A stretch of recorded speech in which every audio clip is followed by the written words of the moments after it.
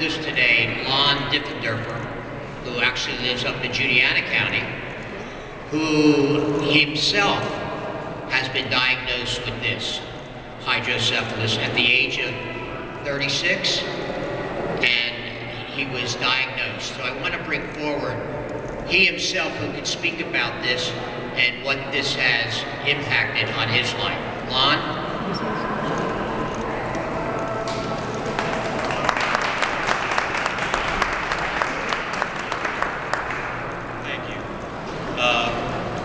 I'm very humbled and very honored to be here to help raise awareness of this condition and to help promote the research into better treatment options for this condition.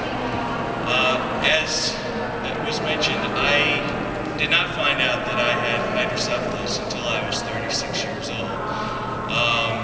Although it is believed that I had it at birth because my mother had such a traumatic birth experience with me.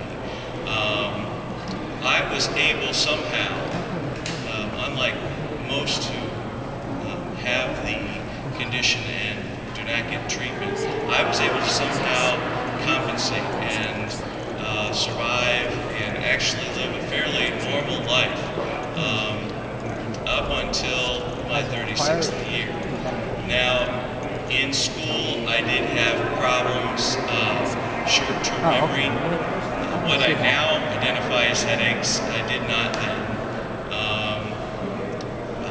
Problems with motor coordination and balance. Things I was able to somehow overcome. And actually did okay in high school. I wasn't a straight A student, but I actually thought of going to college. I gave it a try.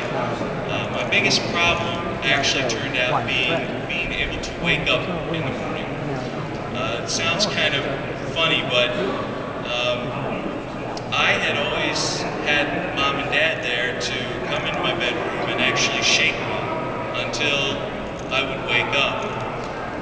The reason I couldn't wake up to an alarm clock or just their voice was because the pressure inside my head was so great that it basically took me into an unconscious state, a place where it took a lot more than just somebody saying, Lon, it's time to get up, for me to wake up. This problem somehow alleviated through my teenage years into adulthood, and I was able to hold down a few jobs and was able to be productive until I became 36 years old and something started to change. I was no longer able to wake up to an alarm clock. I was no longer able to remember people's names who I had just met 2 minutes ago. I could not do my job effectively. I was a telecommunications technician and I had won awards in that job, and then all of a sudden things just started falling apart. I couldn't stay on a regular sleep schedule. It felt better for me to be awake at night and then sleep during the day, which was not very convenient to hold down my job. And so I eventually lost my job because of these issues. And one day I was helping a youth group with setting off model rockets. I don't know if you know that model rockets use little engines. They're just cardboard cylinders filled with chemical that burns, and once it's empty, it's just that cardboard cylinder. Well, I'm watching one of the rockets, and the engine of the rocket comes out. That little cardboard cylinder falls a couple 100 feet and grabs me on the head. Shouldn't be any big deal, left a very small cut, but I had the worst headache I had ever had in my life. And I ended up going by ambulance to the emergency room. The doctor could not explain why I had such a tremendous headache and said we need to have a CAT scan done. She comes back out and says, have you ever been told you have hydrocephalus? And my eyes just opened wide. I had no idea what she was talking about. She explained it to me and I began to cry, and she asked if I was okay. I said, yeah, it just gives meaning to a lot of the problems I've had throughout my life. Anyway, as time went on, these problems became increased. The memory, the balance issues, moodiness, the headaches, and I eventually went to Johns Hopkins University and talked to a neurosurgeon there named Dr. Rigamonti, who specializes in hydrocephalus and the placement of shunts. And he said, you need the operation.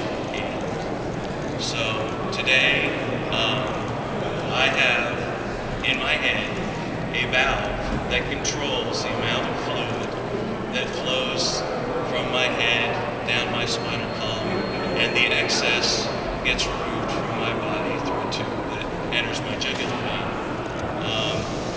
That's how my shunt works. There are various other methods that work as well. But because of the shunt, I have not yet become gainfully employed again, but I have become a better father. I can wake up in the morning when it's time to help out with school. I can pay the bills. I can do chores around the house, help my wife out. I am again a husband and a father. That piece of my life that was lost to me for probably a couple of years because of this problem and this condition. And I just want you to know that it's something that can be corrected. It's something that can be addressed, and it's something that needs more attention because we're finding out that today some older folks who we've diagnosed with dementia,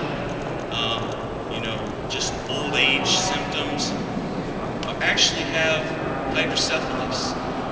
Their forgetfulness, their confusion, their balance problems are turning out to be caused by incorrect pressure within their head.